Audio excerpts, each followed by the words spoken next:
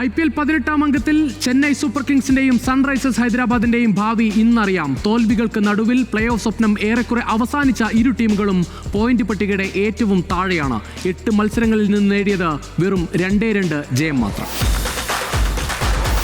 മുംബൈ ഇന്ത്യൻസിനോട് വൻ തോൽവി ഏറ്റുവാങ്ങിയാണ് ഹൈദരാബാദും ചെന്നൈയും പോരിനിറങ്ങുന്നത്. ഹൈദരാബാദിന്റെ പെരുമ കേട്ട ബാറ്റിംഗ് നിര മുംബൈക്ക് മുന്നിൽ തകരുന്നതാണ് കഴിഞ്ഞ മത്സരത്തിൽ നമ്മൾ കണ്ടത്. 35 റൺസിനിടെ 5 മുൻനിര ബാറ്റർമാർ കൂടാരം കയറി. ഹെൻറിച്ച് ക്ലാസിന്റെ ചെറുത്തുനിൽപ്പാണ് ഹൈദരാബാദിനെ നാണക്കേടിൽ നിന്ന് രക്ഷിച്ചത്. റൺ ഒഴുകാത്ത ചെപ്പോക്കിലെ പിച്ചിൽ ജയത്തോടെ തിരിച്ചുവരവിനൊരുങ്ങുകയാണ് ഓറഞ്ച് പട.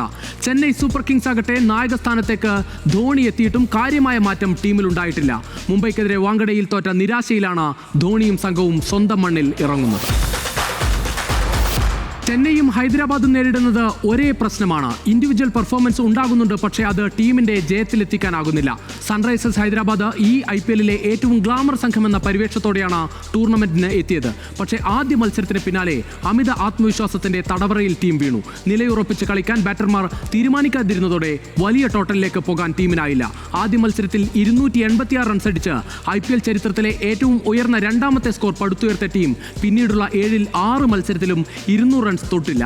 ഹൈദരാബാദിന് ബാറ്റിംഗിലും ബൗളിംഗിലും സൂപ്പർ താരങ്ങളുടെ നിര തന്നെയുണ്ട്, പക്ഷേ ടീം എന്ന നിലയിൽ ഒത്തിണക്കത്തോടെ മികവ് തുടരാനാകുന്നില്ല. സീസണിൽ സെഞ്ചുറി നേടിയ 3 താരങ്ങളിൽ 2ഉം ഹൈദരാബാദ് ടീമിലാണ്. ഇഷാൻ കിഷനും അഭിഷേക് ശർമ്മയും. 2 പേരും സെഞ്ചുറി നേടിയ മത്സരങ്ങളിൽ ഹൈദരാബാദ് ജയിച്ചു, പക്ഷേ ജയം അവിടെ ഒതുങ്ങി എന്നതാണ് നിരാശ. ആദ്യ ജയത്തിന് പിന്നാലെ 4 തുടർ തോൽവികൾ. വീണ്ടും ജയിച്ചെങ്കിലും മുംബൈയോട് 2 മത്സരങ്ങളിൽ തുടരെ തോൽവി.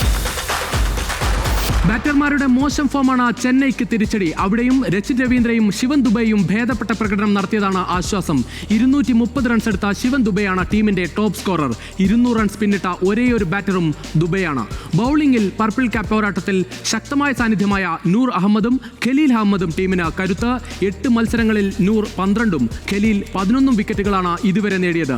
മദീഷ പദ്രാനയും ടീമിന്റെ കരുത്ത്. പക്ഷേ വലിയ ടോട്ടലിലേക്ക് ടീം പോയില്ലെങ്കിൽ ബൗളർമാർക്ക് വെല്ലുവിളിയാകും. നേർക്കുനേർ പോരാട്ടത്തിന്റെ കണക്കിൽ വലിയ മുൻതൂക്കമുണ്ട് ചെന്നൈ സൂപ്പർ കിങ്സിന്. 21 മത്സരങ്ങളിൽ ചെന്നൈ 15 കളികളിലും ഹൈദരാബാദ് 6 മത്സരങ്ങളിലും ജയിച്ചു.